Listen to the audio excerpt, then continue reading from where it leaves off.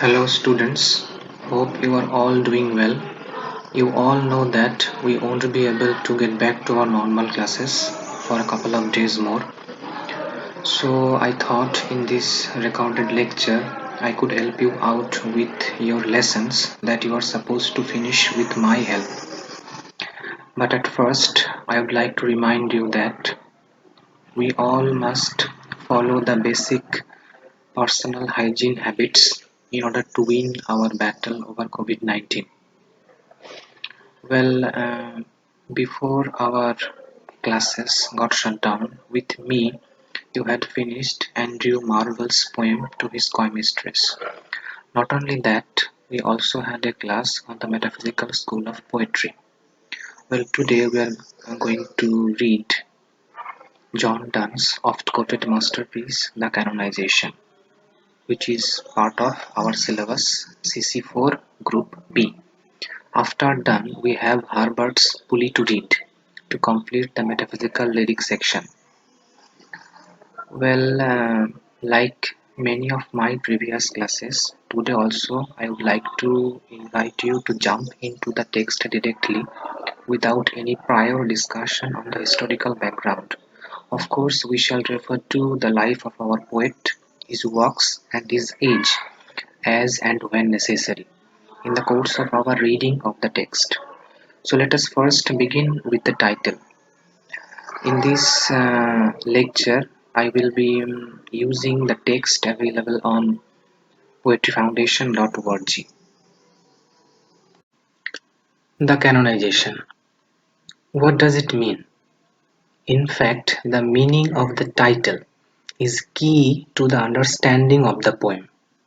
The word canonization is an ecclesiastical term, that is, the term refers to a certain matter related to the Church, the Roman Catholic Church to be more specific. It means to place someone in the canon, and the canon means the list or catalogue of Christian saints. So canonization would mean the final process by which the name of a deceased person is placed in the canon of saints and commended to perpetual veneration and invocation. In order to get qualified, the person must be one of the holy or blessed ones with miraculous power. So, what do you guess from the title about the theme of the poem, if you have not already read the poem yourself? Does it sound like a religious or spiritual poem? Well, we need to read the very first line only to find the answer. It reads, "For God's sake, hold your tongue and let me love." Here, in fact, we get Donne at his best. We have a speaker here, evidently very annoyed and angry, as he starts his impassioned speech with such an exclamation.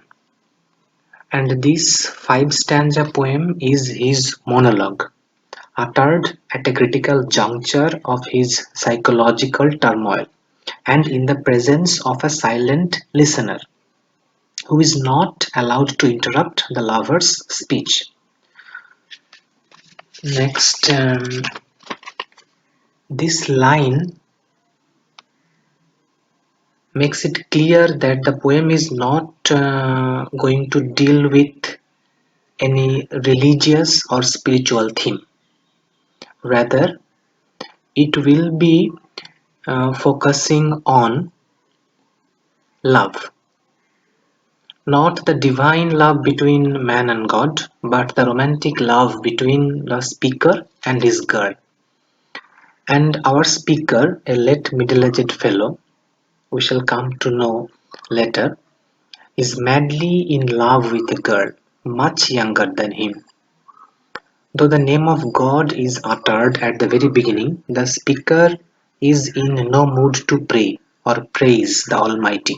On the contrary, he is desperate to make his point to the addressee, who is evidently an intruder or outsider, maybe a friend or an acquaintance.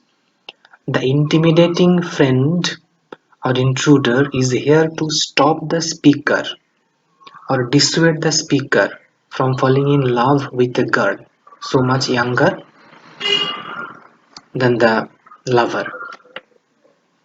The passionate speaker is very annoyed at the intruder, and he tries to get rid of him as he goes on to proclaim the power, purity, and innocence of his love that is ultimately going to be their salvation, and that is going to immortalize or deify the lover and his girl as two holy saints of love to be invoked by ordinary lovers in the ages to come.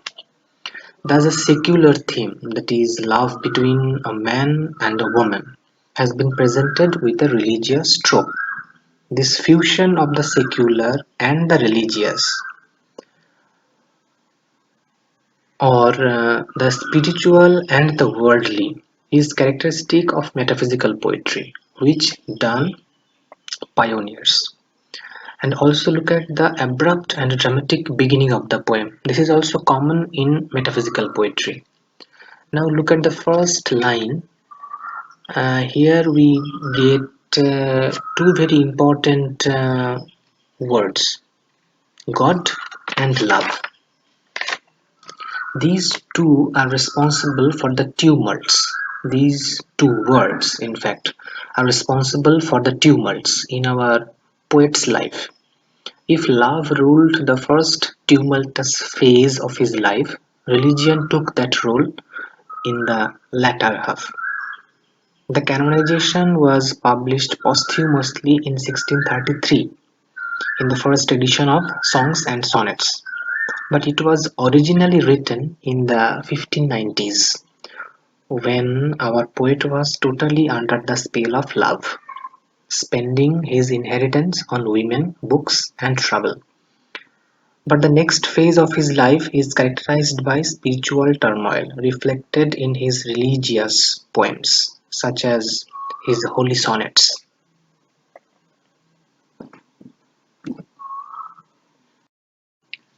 Now I would like to draw your attention to the conversational tone of the poem. This is typical of metaphysical poetry.